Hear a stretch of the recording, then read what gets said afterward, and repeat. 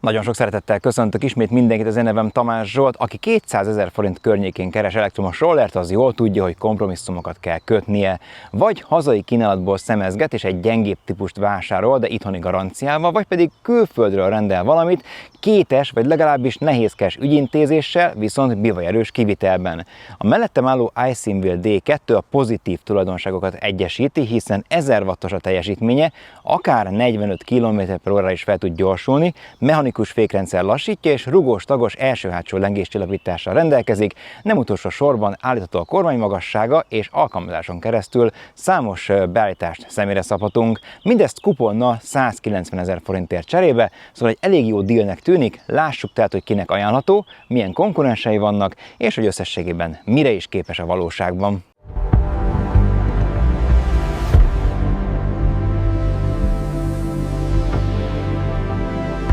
Több kritériumot is támaszt az ember egy elektromos rollerrel szemben, hogyha ilyet szeretne vásárolni. A legfontosabb a teherbírása, ami az iSimWheel D2-nek 120 kg.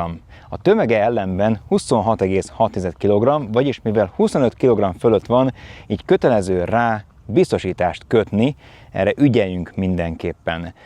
Kialakítását tekintve azért ez nem egy pácika, hanem egy robusztusabb roller, méghozzá állítható kormánymagassággal, így akár az alacsonyabb sofőrök, vagy éppen a gyerkőcök is el tudják vezetni, persze óvatosan, és hát nagyjából ilyen 185 cm-es magasságig ajánlanám, mert nekem még kényelmes, 190 cm-nél, vagy akár ilyen NBA sztároknál viszont már ez alacsony lehet, szóval ennél azért még magasabb rollert keressünk olyankor magunknak.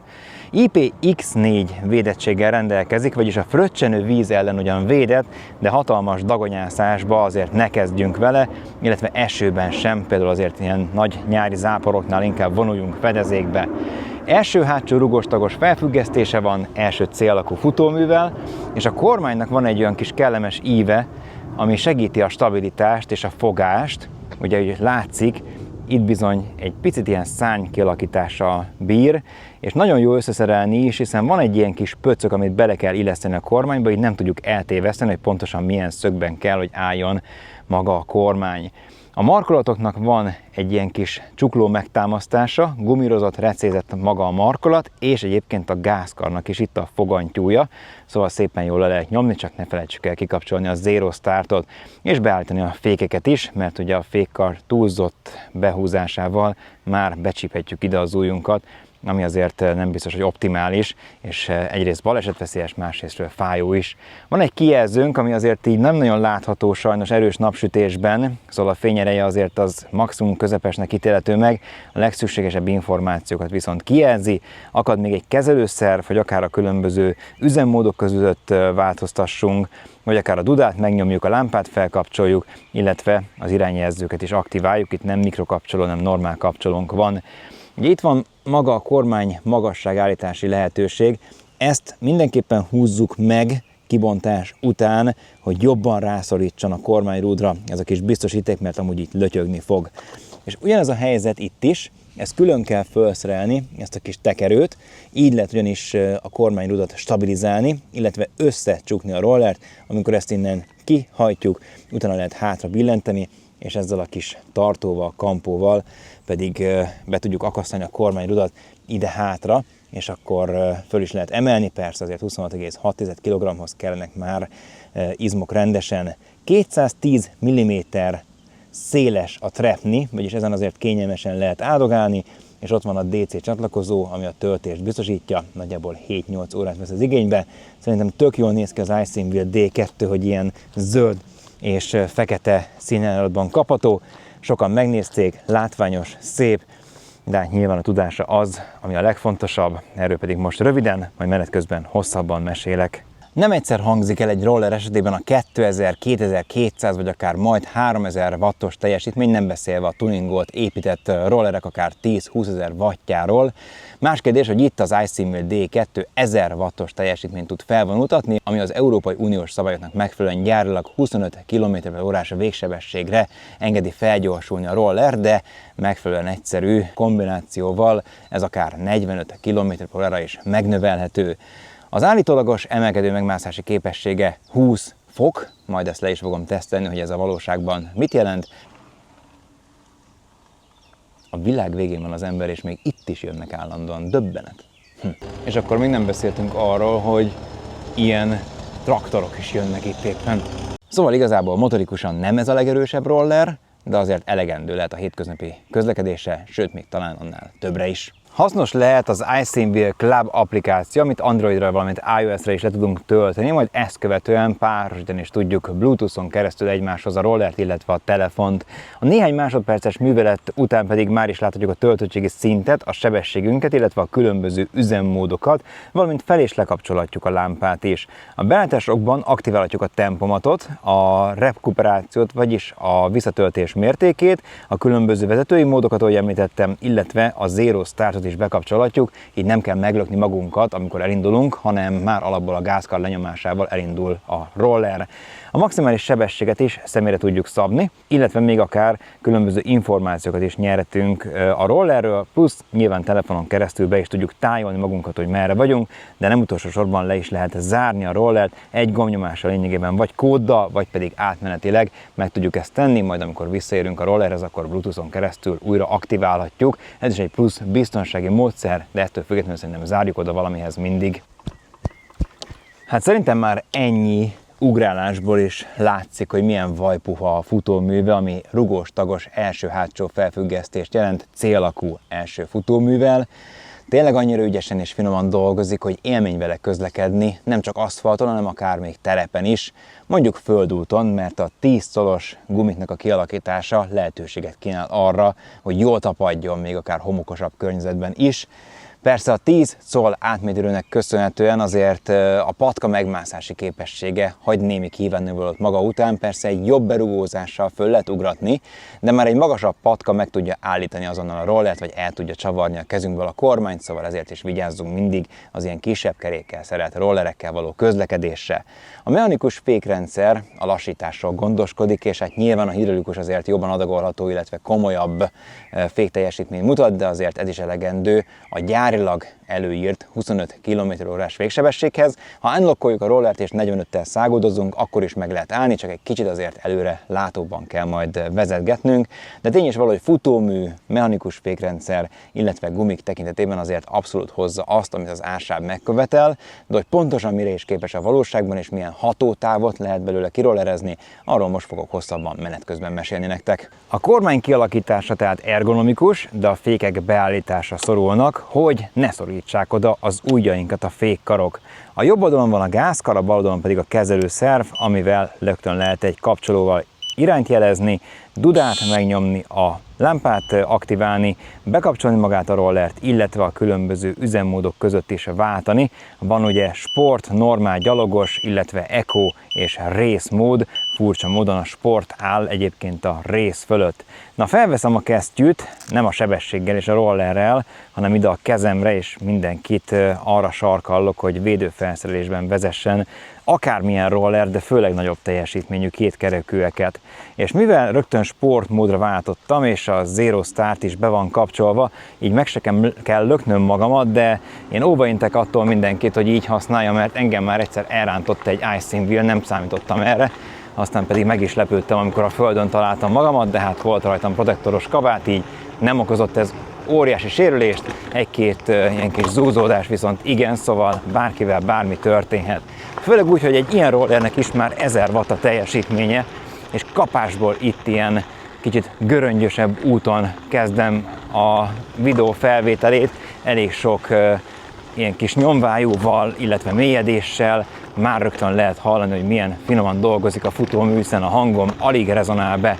Tehát 1000 watt az Európai Uniós szabályoknak megfelelően, ez 25 km/h végsebességre kínál lehetőséget, de hogyha bekapcsolva megnyomjuk a gázkart, és közben behúzzuk a fékkart, majd 5-ször benyomjuk a bekapcsoló gombot, akkor ezt unlockolhatjuk, és onnantól kezdve már 45 km/h lesz az elméleti maximum, amit egyébként el is lehet érni, még én 94 kg-os testtömeggel is fel tudtam szaladni egészen ilyen sebességig. Na, nem itt fogok a homokos úton, de majd megmutatom természetesen, hogy erre is képes a roller, hiszen még azért bőséggel van mit mesélnem róla. Például, hogy a 10 szolos gumik azért milyen ügyesen fogják ezeket a terepviszonyokat. Hát nyilván itt a szántóföld mellett, itt ezen a kis átkötő úton rengeteg a homok, a por, illetve ez a földút, valamint az ilyen kis füves területek, nem beszélve a szénáról, amit ide hordtak az aratás után, és ezeken is lazán át tudunk gurulni. Ellenben, amikor már ilyen nagyobb patkára kell felugratni, akkor egy nagyobb ilyen belendítéssel megoldható, de oda már tapasztalt sofőrökre van szükség, mert azért nagy az ellenállása, tehát egy kisebb ilyen nyomvájú, vagy akár egy kisebb patka is képes megakasztani az első kereket, és onnantól kezdve mi csak repülünk tovább, mint a mesékben, tehát ügyesen és óvatosan közlekedjünk, ne rögtön feszegessük a rollernek a határait, függetlenül attól, hogy ez nem a legerősebb kétkerekű azért a piacon, akár még ebben az árkategóriában sem. De mégis az a helyzet, hogy még ilyen földúton is lazán lehet vele közlekedni, köszönhetően az első-hátsó rugós és első C-alakú futóműnek, ami annyira jól lett hangolva és annyira puha, hogy tényleg vasalja, nem tudok szebb kifejezést, csak azt, hogy vasalja előttünk az utat, és nagyon kényelmes vele menni, még akár ilyen terepkörnyezetben is, tényleg nagyon jó. Én ennyire elégedett kevés rollerrel voltam futómű tekintetében, persze állítható a keménység, hogyha valaki inkább sportosabbra vágyik és keveset megy ilyen hepehúpásabb úton, de az alapbeállítás nekem nagyon tetszik, és akkor most jön az a homokos rész, ahol azért tapadnia kell a gumiknak, mint légynek a légypapírra, de itt sincsen probléma, és akkor jön az első kisebb emelkedő, ez még nem szabad, hogy gondot okozzon ennek a rollernek, és nem is okoz gondot, ugye az emelkedő megmászási képessége elvileg 20 fok, na most én majd mindjárt fölmegyek egy ilyen 8-10 fokos emelkedőn, és érezhető lesz, hogy már azért az is megüli a gyomrát ennek a rollernek, ide már dual motor kellene.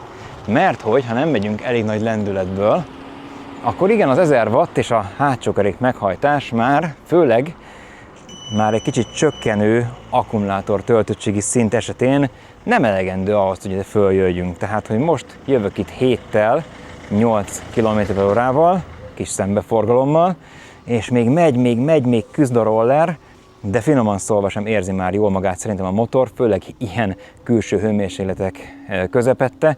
Tehát én nem is erőltetem tovább, inkább leszállok róla, és egy kicsit megpróbálom tolni, mert már szükséges. Fontos ezzel kapcsolatban tudni, hogy amikor magasabb töltöttségi szinten van az akkumulátor, akkor erősebb, akkor dinamikusabb is, tehát ezáltal azért készüljünk fel arra, hogy amikor muszáj emelkedőn felkaptatni, akkor figyeljünk arra is, hogy megfelelő töltöttségi szinten legyen a roller, mert alacsonyabbnál már gyengébb lesz és visszaveszi a teljesítményt, inkább a feszültséget érdemes figyelni, mint sem az applikációt vagy a kis ledeket, mert egyik sem mutat egyébként megfelelőt. Megfelelőt mutat viszont a fékrendszer, hiszen mechanikus tárcsafékek lassítják a rollert, most megyek ilyen 25-tel, és ha jól behúzom, akkor érződik, hogy nyilván a forró aszfalt, vagy éppen azért a gumitapadás az határt szab a fékútnak. Fel kell készülni azért ilyenkor melegben a hosszabb megállási útra, de hát éppen ezért kell mindig előrelátóan vezetni, meg ahogy látszódott, ez egy jobbkezes utca volt, és ha hirtelen így be kell fékezni, mert elfelejtettük, akkor is van lehetőség. És bizony egy ilyen hangjelzés mutatja, hogy a tempomod aktiválódott, hogyha ugyanabban a pontban tartjuk lenyomva a gázpedált, gázkart, akkor már akár ez is használható lesz. És amikor már ilyen 30 km/h fölé megyünk, akkor egy picit érződik egy kis szitálás, egy kicsit talán érezhető, hogy a rollernek a stabilitását elveszti a futómű. Nem azt mondom, hogy drasztikusan, de azért olyankor már figyelni kell a megfelelő fogásra. Mert a futómű maga egyébként nagyon tényleg kényelmes, a 10 szoros kerekek azért jó minőségű aszfalton tapadnak, de akár még rosszabban is, viszont magasabb tempónál van egy minimális szitálás, ami hát az első C-alakú futóműből következik, de azt azért nem mondom, hogy ez nem probléma, akár még ilyen 200 000 forint környékén sem, mert azért erre mindenképpen ügyelni kell, de összességében azért rendben van a vezethetőség. A hatótáv pedig hát nyilván nem 2 Balatonkör megtételére kínál lehetőséget, mert 48 voltos, 15,6 amperórás az akkumulátor, a gyártó szerint ebből optimális környezetben 75 kg-os testtömeggel kihozható akár 55 km is, de inkább azért, hogyha unlockoljuk a végsebességet, akkor szerintem maradjunk a 20-25 km-nél, esetleg a 30-35 km-nél akkor, hogyha azért nem vagyunk túl nehezek, és nem nyílgázon közlekedünk állandóan, plusz nem megyünk sokat emelkedőn. Tehát ez egyértelmű, hogy azért nem egy ultra maraton távra elegendő hatótáv, de függetlenül ettől azért elegendő lehet ahhoz, hogy a legtöbb környezetben elvigyen minket iskolába, munkahelyre vagy akár a boltba, utána pedig a töltés nagyjából 7-8 órát vesz igénybe. Tehát az a helyzet, hogy a futómű nem rossz, de ilyen 30 km/h stabil, a teljesítmény elegendő, de nem komolyabb kaptatón, a fékrendszer pedig le tudja lassítani a rollert, de azért talán nem a maximális sebességnél. Tehát azért látszik, hogy nagyon jó az a roller, de minden téren kíván némi kompromisszumot. Persze ennyi pénzért talán ez még belefér, de mennyi pénzért is? Hiába van napon 40 plusz fok, én azért továbbra is viselem a védőfelszerelést, ezáltal mutatva, hogy nektek is kötelező, vagy legalábbis nagyon erősen ajánlott, főleg egy akár már ilyen teljesítményű rollernél. De mennyibe kerül az iSimWheel D2? Ugye a 10. kerületben van boltjuk, üzletük, illetve ott végzik a szerviz szolgáltatásokat is. Tehát, hogyha bármi baj van vele, legalább el lehet vinni oda, és nem pedig hát külföldi levelezéseket folytatni, aztán majd meglátjuk, hogy milyen alkatrészeket küldenek, plusz ők meg is fizetik az áfát. Annak a terméknek az áfáját, ami kuponkóddal 200 000 forint helyett 190 000 forintért vihető haza. A kuponkód az itt látható, ezt kell majd beírni rendelésnél. 190 000 forint pedig nagyon versenyképes ajánlat, legalábbis, hogyha a hazai kínálatot nézzük. A legközelebb hozzám most ilyen 200 pár ezer forintért a Ninebot Segway F3 Pro található, viszont az nem tud ennyivel menni, ellenben talán egy fokkal jobb minőséget képvisel összeszerelés terén. Ilyen tekintetben az iSimWheel D2 sem érheti komolyabb kritika, persze a dobozból kibontás után azért ne felejtsük el ellenőrizni a csavarokat, illetve megfelelően meghúzni a különböző komponenseket, mert utána már egy masszív, stabil rolleren állhatunk majd. És hát nyilván az F3 Pro mellett még a Navi, illetve a Xiaomi is kínál megfelelő termékeket jóval kisebb teljesítménnyel, illetve akár fejletlenebb futóművel. Nyílik viszont az olló, hogyha külföldről választunk magunknak valamilyen utitársat, hiszen az Awesome kínálatából azért bőven lehet rendelgetni, többek között mondjuk a K20 Pro dual vagy éppen egymotoros verzióját, akár olcsóbban. Ott van még a Joyor T10 is, szóval azért nehéz döntés előtt áll az ember, de más kérdés, hogyha a Geekbuyingról rendelünk, nyilván egy megbízható oldalról van szó, viszont nekik nem kell megfizetni a 27%-os áfát, ami már eleve ekkora árelőnyt jelent, és ha bármi gondunk van, akkor azért velük levelezgetni kell, lehet, hogy csak alkatrészt küldenek, amit nekünk kell beszerelni, tehát mindenkinek el kell dönteni, hogy mi a fontosabb számára, a 2 év hazai garancia, a hazai üzlet, illetve szervizszolgáltatás, és azért a megfelelő teljesítmény, vagy inkább valamilyen brutális erőt szeretne, de vállalja a kockázatot, hogyha baj van, akkor nem könnyű majd valakihez fordulni, vagy legalábbis magára lesz jobban utalva. 1000 watt teljesítmény, dupla lengéscsillapítás, mechanikus fékrendszer, 20-40 km közötti hatótáv, ezt tudja tehát az iSimWheel D2, aminek a legnagyobb előnye a futóműve, illetve a hazai szerviz háttere. Na, mit gondoltok róla? Ezt tetszik? Külföldön rendelnétek, vagy inkább választanátok valamit a hazai kínálatból? Írjatok meg mindenképpen kommentben, és légy szíves, nyomjatok egy lájkot az algoritmus miatt, és iratkozzatok fel a csatornára, plusz kövessetek a különböző közösségi oldalakon is. Szép napot, sziasztok!